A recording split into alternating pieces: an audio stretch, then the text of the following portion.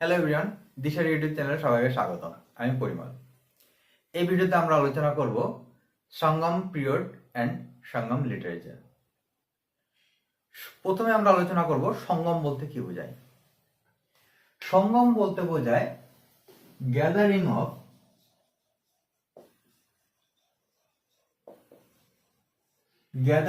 Of poets and scholar.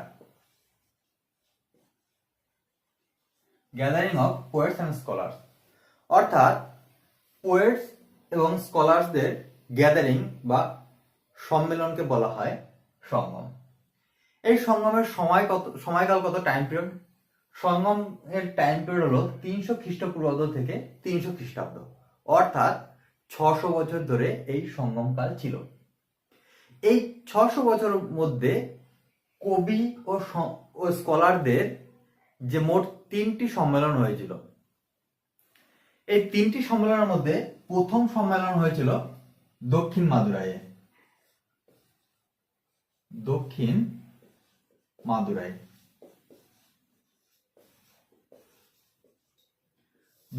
মাদুরাইয়ে প্রথম সম্মেলন হয়েছিল। এই দক্ষিণ মাদুরাইয়ের সঙ্গমে অধ্যক্ষ ছিলেন অগাস্ট ঋষি।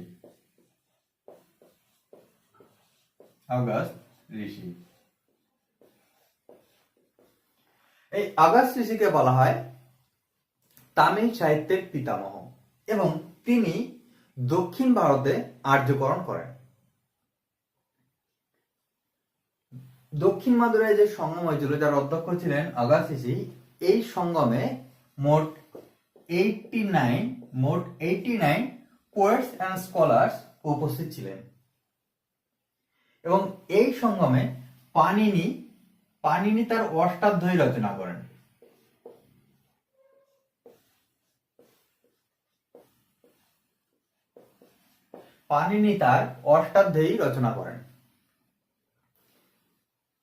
এই অষ্টাধ্যায়ী হলো সংস্কৃতের একটা ব্যাকরণ বই। দক্ষিণ মাদুরায় যে সঙ্গম হয়েছিল, এই সঙ্গমের সমস্ত লিখিত প্রমাণ জলে ডুবে যায়, তাই এর কোনো লিখিত প্রমাণ পাওয়া যায় না। এরপর দ্বিতীয় সঙ্গম হয়েছিল কপাটপুরমে।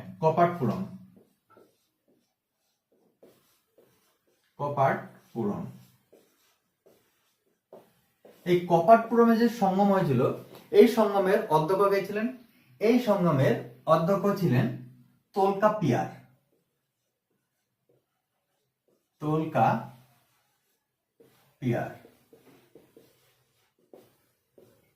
এই তোলকাপিয়ার রচনা করেন তোলকাপিয়াম, যাকে বলা হয় যেটি তামিল সাহিত্যের একটি ব্যাকরণ বই। এই কপাটপুরমে যে দ্বিতীয় সম্মেলন হয়েছিল বা দ্বিতীয় সঙ্গম হয়েছিল, সেই সম্মেলনে মোট উপস্থিত ছিলেন 59 পোয়েটস অ্যান্ড স্কলার্স। তৃতীয় সঙ্গম হয়েছিল উত্তর মাদুরাই।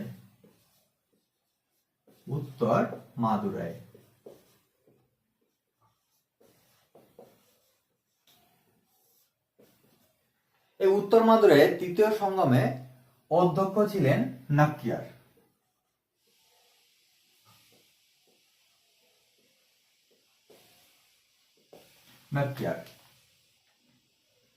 এবং এই তৃতীয় সঙ্গমে উপস্থিত ছিলেন মোট 49 স্কলার্স অ্যান্ড পোয়েটস। এই 3টি সঙ্গমের মধ্যে প্রথম সঙ্গম অর্থাৎ দক্ষিণ মাদুরাইয়ের সঙ্গম জলে ডুবে গিয়েছিল, তাই এর কোনো লিখিত প্রমাণ পাওয়া যায় না। কিন্তু এই দক্ষিণ মাদুরাই বাদে বাকি যে দুটো সঙ্গম হয়েছিল, কপাটপুরম এবং উত্তর মাদুরাই, এই দুটো সঙ্গমের কিন্তু প্রমাণ পাওয়া যায়। এই সঙ্গমকালে অর্থাৎ 300 খ্রিস্টপূর্বাব্দ থেকে 300 খ্রিস্টাব্দের মধ্যে যে লিটারেচারের ডেভেলপ হয়েছিল, সেই লিটারেচারকে বলা হয় সঙ্গম লিটারেচার।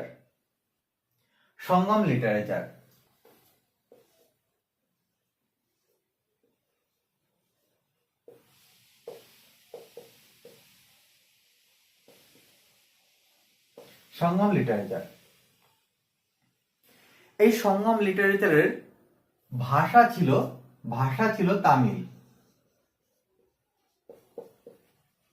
অর্থাৎ এই সঙ্গমকালে যে সঙ্গম লিটারেচার, সেই সঙ্গম লিটারেচারে যেসব গ্রন্থ রচনা করা হয়েছিল সেগুলো সব রচনা করা হয়েছিল তামিল ভাষায়। এর থেকে বোঝা যায় যে তামিল ভাষা একটি প্রাচীন ভাষা, কারণ সঙ্গম কাল ছিল 300 খ্রিস্টপূর্বাব্দ থেকে 300 খ্রিস্টাব্দ পর্যন্ত। অর্থাৎ এই সময়কালে ভাষা ছিল তামিল।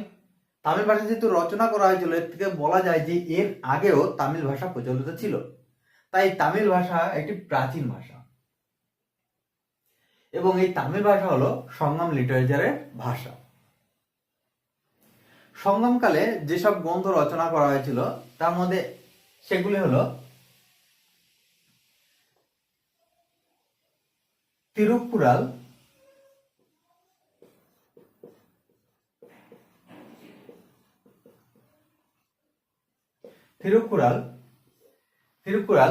যাকে বলা হয় তামিল সাহিত্যের বাইবেল। একে বলা হয় তামিল সাহিত্যের বাইবেল এবং এটি রচনা করে থিরুবল্লুবার।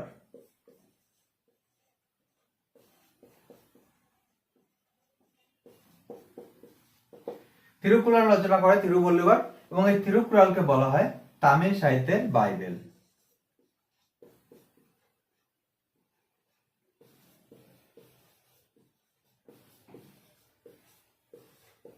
তামিল সাহিত্যের বাইবেল।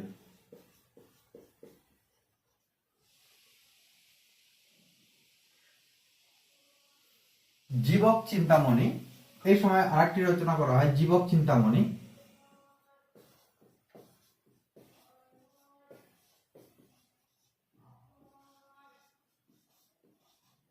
জীবক চিন্তামণি এটি হলো জৈন ধর্মগ্রন্থ।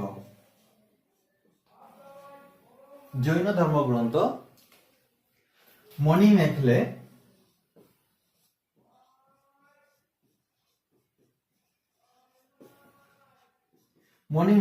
এটি কিন্তু বৌদ্ধ ধর্মগ্রন্থ। জীবক চিন্তামণি জৈন ধর্মগ্রন্থ, মণিমেখলে বৌদ্ধ ধর্মগ্রন্থ। শিলাপ্পাদিকাম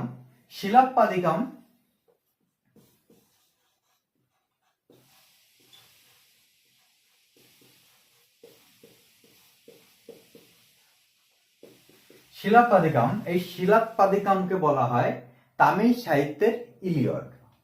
তামিল সাহিত্যের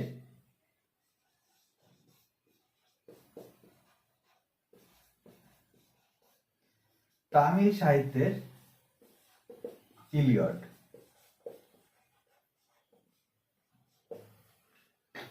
তামিল সাহিত্যের ইলিয়ড হলো শিলাপ্পাদিকাম।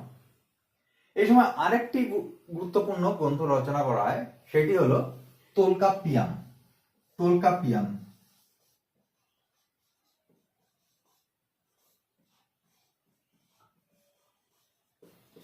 এই তোলকাপ্পিয়াম রচনা করেন তোলকাপ্পিয়ার।